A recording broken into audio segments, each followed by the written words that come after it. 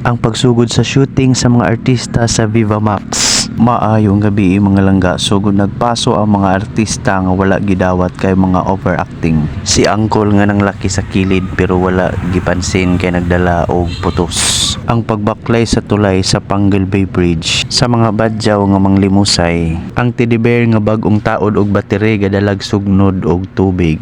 Ang tinuod nga madam nga gihuktan ang liog. Ang among bata nga niapil og nutrition month diliutan ang gidala sugnod. Nangarate pa kalasgaw. Ang madam namo nga dalo good for one person ra ang luto nga gidala. Hibaw anay pang tagsa daig dalag luto may paygadala na lang pug ko kalasgaw.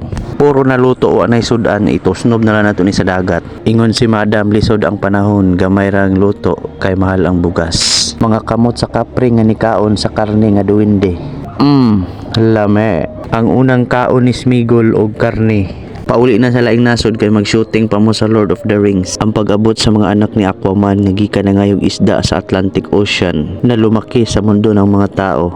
Kumusta sa Atlantic Ocean?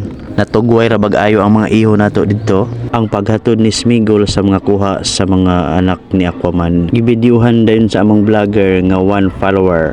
Ang mga bato sa Atlantic Ocean nga pwede rang kaunon kay chewable. Presko kayo nagkisikisipang mga pasneya. Ang paglain sa mga malata og dili malata nara day misudan ron kay nakakuha mang mga anak ni Aquaman. Magamit ra dito among sapal nga gidala nga magtuno miani magtula og magkilaw.